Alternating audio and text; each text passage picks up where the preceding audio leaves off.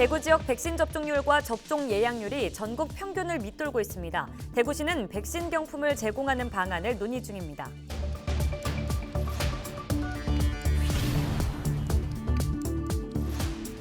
코로나로 배달 서비스를 이용하는 사람이 늘면서 쓰레기 배출량도 크게 늘었습니다. 경주시가 쓰레기 공동집화장 조성에 나섰습니다.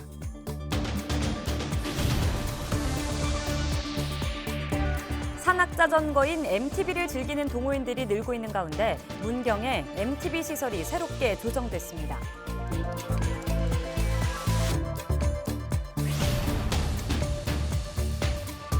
올해 개별 공시지가가 대구는 평균 11.56%, 경북은 평균 8.62% 올랐습니다.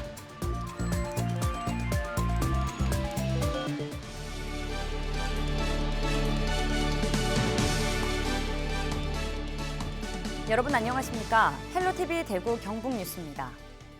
자전거 보급이 늘면서 산악자전거인 MTB를 즐기는 동호인들이 늘고 있습니다. 문경에도 MTB 시설이 새롭게 조성됐는데요. 또 다른 관광 명소로 자리 잡을 수 있을지 주목됩니다. 이하영 기자가 보도합니다. 경사진 언덕을 내려와 울퉁불퉁한 흙길을 아슬아슬하게 지나갑니다. 맑은 공기를 마시며 숲속에서의 짜릿한 라이딩을 즐깁니다. 일단은 시설이 좋으면은 사람들은 이제 모이게 되어 있고요. 모든 사람들은 일단은 MTB 환경이 많지가 않아요. 그래서 이제 와서 보고 즐기고 놀고는 다 자연스럽게 될 것 같아요. 산악자전거인 MTB와 유사한 BMX, 자전거 모터크로스 꿈나무들도 기쁜 마음을 감출 수 없습니다. 그동안 연습장이 없어 제대로 된 훈련조차 할 수 없었지만 없는 것보다는 낫습니다. 그냥 그 주차장 이런 데서 연습 많이 했어요. BMX 타면서 다양한 기술 연습하고 그랬어요. 탈공감 많아져서 좀 더 열심히 탈 수 있을 것 같아요. 문경시 마성면 외어리에 산악 자전거 시설이 개장했습니다. 4천여 제곱미터 규모의 연습장과 편의시설을 갖췄고 단산을 중심으로 21km의 초, 중급 코스와 크로스컨트리 코스가 조성됐습니다. 무료로 개방돼 있어 누구나 언제든지 이용할 수 있습니다. 앞으로 이 산악 바이크, MTB, 산악 자전거를 통해서 이 국민 건강에는 물론이고 또 동호인들에게 기쁨도 안겨주고 아울러 관광 문경에 큰 보탬이 되기. 패러글라이딩과 산악 오토바이 등 수려한 자연 경관 속에서 다양한 레포츠를 체험할 수 있는 문경시. 산악 자전거 시설까지 개장하며 산림 레포츠 도시로 거듭나고 있습니다. 헬로티비 뉴스 이하영입니다. 코로나 이후 택배와 음식 배달 등을 이용하는 사람이 늘면서 쓰레기도 크게 늘었죠. 분리수거라도 잘 되면 좋을 텐데 실상은 그렇지 않습니다. 경주시가 이를 개선하기 위해 주택가를 중심으로 쓰레기 공동 집화장 조성에 나섰습니다. 박은경 기자입니다. 경주의 한 주택가, 집 앞 골목마다 쓰레기가 지저분하게 널브러져 있습니다. 불에 타는 쓰레기만 담아야 하는 종량제 봉투에는 먹다 남은 밥부터 플라스틱, 캔, 유리병까지 마구잡이로 뒤섞여 있습니다. 분리 상태는 안 되는 상태고요. 음식물이라든지 이런 걸 같이 버리시니까 마른 파리, 모기 이런 게 여름 되면은 상당히 그걸로 인해 악취도 나고 상당히 불편합니다. 농촌 지역은 사정이 더 심각합니다. 분리배출은 둘째치고 아예 쓰레기를 내놓는 경우도 드뭅니다. 양이 많지 않다는 이유로 대부분 그냥 태워버리는 겁니다. 그런데 나 비닐을 그때는 막 저기 갖다 줬보고 조명 같은 거양 우유 먹고 조봉다리 같은 게 있는 거는 여기 하나씩 들어서 있으면 여기 대아보고 음식 먹는 거는 막 우리 거름에 갖다 뒀잖아. 경주시가 분리수거 사각지대에 있는 주택가와 농촌 지역에 쓰레기 공동집화장 40여 곳을 조성했습니다. 재활용률을 높이고 도시 미관도 살리기 위해서입니다. 앞서 공동집화장을 설치한 일부 시군에서 무단 투기 문제가 대두된 만큼 CCTV 설치는 물론 분리수거를 도울 관리 인력도 배치할 예정입니다. 재활용품 배출하실 때마다 투명 봉투를 구입하셔서 배출하셨어야 됐는데 이렇게 분리수거함 설치하면서 그런 부분 불편사항도 적어졌고요. 전체적으로 비닐 사용량이 줄어들다 보니까 환경오염 예방에도 도움이 될 것으로 예상됩니다. 코로나19 이후 80% 이상 늘어난 쓰레기. 종류별로 분리만 잘해도 연간 8만 톤에 이르는 재활용 페트병을 수입하지 않아도 되고 매년 종량제 봉투 5억 매, 돈으로 환산하면 3천억 원 상당의 비용을 절약할 수 있습니다. 헬로티비 뉴스 박은경입니다. 경주 대형마트 2곳에서 직원 2명이 신규 확진됐습니다. 경주시는 30일에서 31일까지 이틀간 발생한 확진자 6명 가운데 2명이 서로 다른 대형마트의 직원으로 확인됐으며 해당 마트 직원 160여 명에 대한 전수검사 결과 모두 음성으로 나타났다고 밝혔습니다. 또 지난 15일 홈플러스 집단 감염 당시 방문자는 한 명도 확진되지 않았지만 혹시 모를 상황에 대비해 이번 확진자와 동선이 겹치는 손님은 진단검사를 받아달라고 당부했습니다. 대구시가 오는 6월 5일까지를 영국 변이 바이러스 특별 대책 기간으로 정하고 다양한 방역 대책을 추진합니다. 대구시는 유흥주점, 이슬람 기도원, 달서구 대학생 모임 등 여러 사례에서 영국발 변이 바이러스가 검출되는 등 지역사회에 이미 변이 바이러스가 퍼진 것으로 판단된다고 밝혔습니다. 그러면서 추가 확산을 막기 위해 시 보건환경연구원을 통해 변이 바이러스 선제 검사에 나서는 한편 기존 유흥시설 집합금지, 식당, 카페 등 운영시간 제한 조치를 일주일 더 연장하기로 했습니다. 대구시가 코로나19 백신 접종을 독려하고 나섰습니다. 권영진 대구시장은 31일 민관 공동 대시민 담화문을 통해 시민들에게 백신 접종에 적극 동참해달라고 요청했습니다. 대구시는 접종률을 높이기 위해 백신 접종자에게 건강검진권 등 백신 경품을 제공하는 방안을 대구시 의사회와 협의하고 있다며 세부 검토가 끝나는 대로 관련 내용을 발표하겠다고 밝혔습니다. 한편 5월 30일 기준 대구 지역 백신 접종률은 9.1%로 전국 평균 10.5%를 밑돌고 있습니다. 동국대 경주 캠퍼스가 간호학과를 간호대학으로 승격했습니다. 동국대는 중장기 인력 수요 전망과 경쟁력, 다른 학과와의 연계성 등을 고려해 간호학과를 간호대학으로 승격하고 기존 간호학과와 함께 보건의료정보학과, 뷰티 메디컬 학과를 신설해 3개 학과를 운영하기로 했습니다. 동국대 경주 캠퍼스는 경북 지역 최초로 지난 1997년 4년제 간호학과를 개설해 현재까지 1,431명의 졸업생을 배출했습니다. 경상북도는 호국 보훈의 달인 6월 한 달 동안 6.25 전사자 유가족을 찾기 위해 DNA 시료 집중 채취에 나섭니다. 전사자의 유족이라고 생각되는 주민은 누구나 보건소, 군병원, 보훈병원, 적십자병원 등에서 DNA 시료 채취에 참여할 수 있으며 발굴된 유해와 일치할 경우 최고 1,000만 원의 포상금이 지급됩니다. DNA 시료 채취는 전사자의 가족을 찾는 주요 과정으로 현재 발굴된 도내 전사자 2만 8천여 명 가운데 75%인 2만 1천여 명은 관련 정보가 없는 상태입니다. 올해 개별 공시지가가 대구는 평균 11.56%, 경북은 평균 8.62% 올랐습니다. 대구에서는 수성구 지역 변동률이 16.08%로 가장 높았고 이어서 서구, 중구, 북구 등의 순이었습니다. 개별 공시지가 상승 원인으로는 부동산 공시가격 현실화 계획과 활발한 재건축 재개발 사업, 연호 공공주택지구 지정 같은 다양한 개발 사업 등이 꼽힙니다. 한편 경북에서는 23개 시군 가운데 군위군의 변동률이 15.22%로 가장 높았고 울진군, 봉화군, 울릉도가 그 뒤를 이었습니다. 군위 지역 공시지가에는 대구 경북 통합 신공항 이슈와 농촌 전원주택 개발 수요 증가 등이 영향을 미친 것으로 분석됩니다.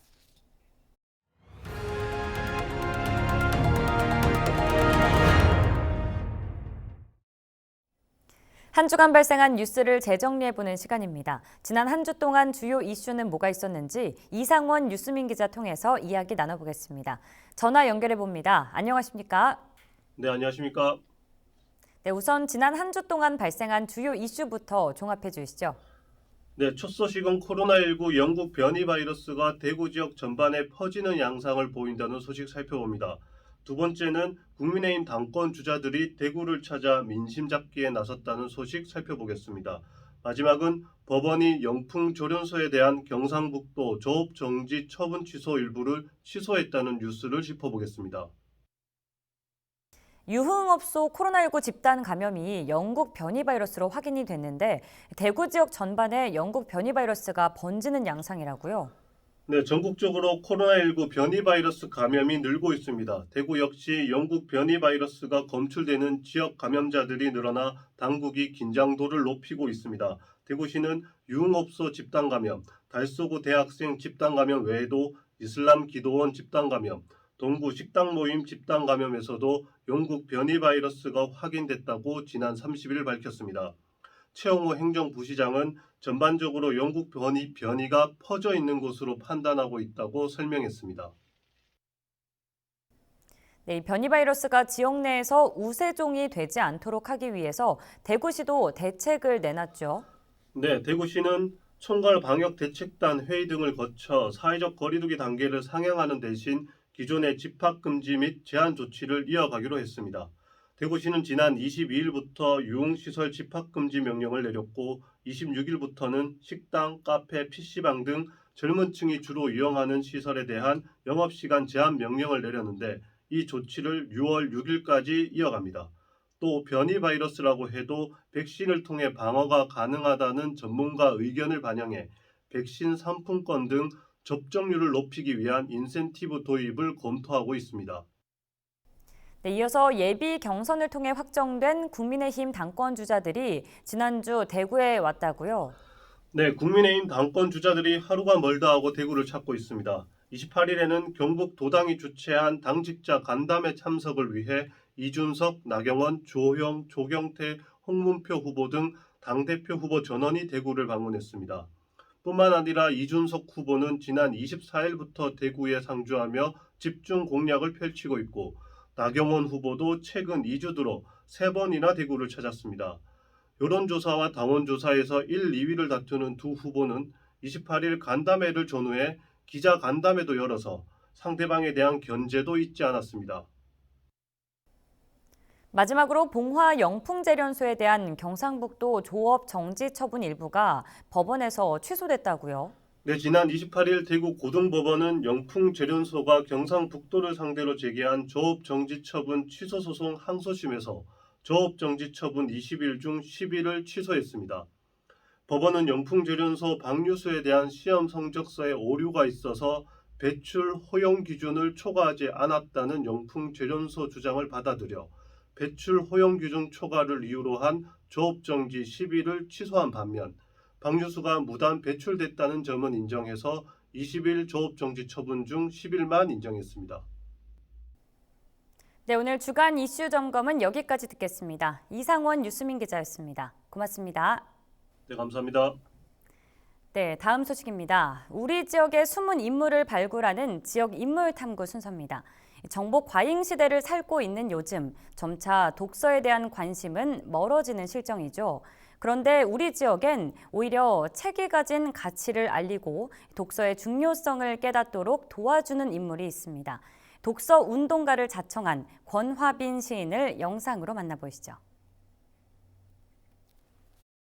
독립운동가라든가 또 생태환경운동가라든가 교육운동가처럼 어느 한 분야에 대해서 필요성을 강조하고 또 역설하면서 운동을 펼치는 것이죠.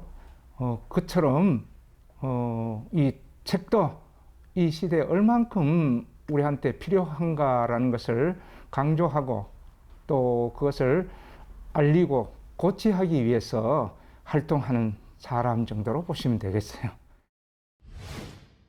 2000년부터 시작을 했는데 그 전에 IMF를 맞았어요, 한국이. 그래서 많은 좀 생각을 하다가 두 번 다시 이제 이런 일은 있어서는 안 되겠다. 그렇게 해서 생각한 것이 독서 운동이에요. 그때부터 우리 국민의 어떤 의식 수준을 높이는 방법은 책을 통한 그것밖에 없겠다 해서 이제 본격적으로 나서게 됐죠.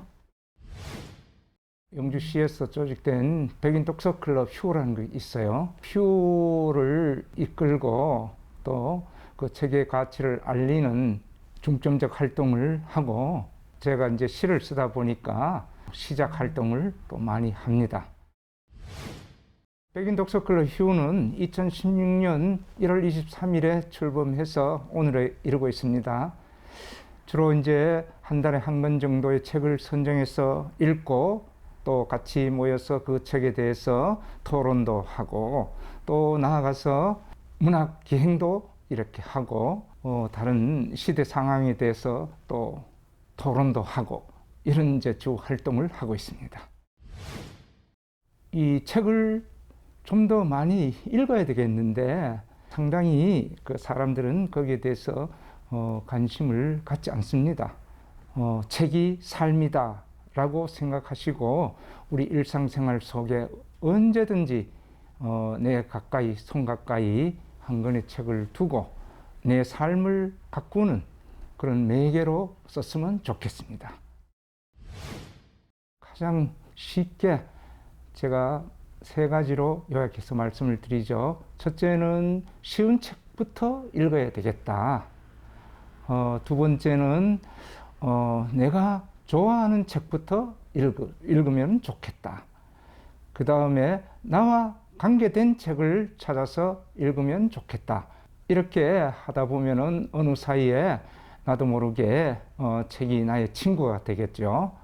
그래서 내 삶 속에서 정말로 책이 얼만큼 소중한가라는 것을 깨닫고, 그때부터 책은 나에게 둘도 없는 친구로서 항상 내 곁에 있게 되겠죠.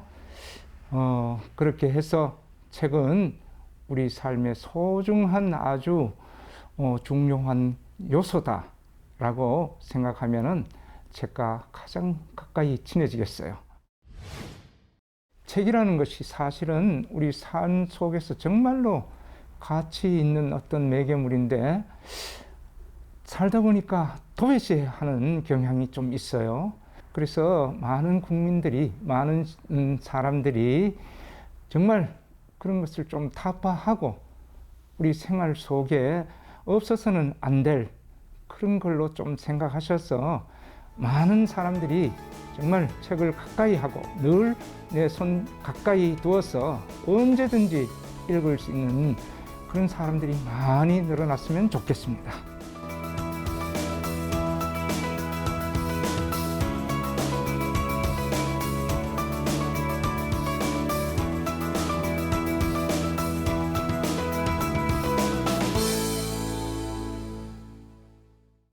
수성구가 만 40세 이상 65세 미만 중장년층 1인 가구에 대한 전수조사를 실시합니다.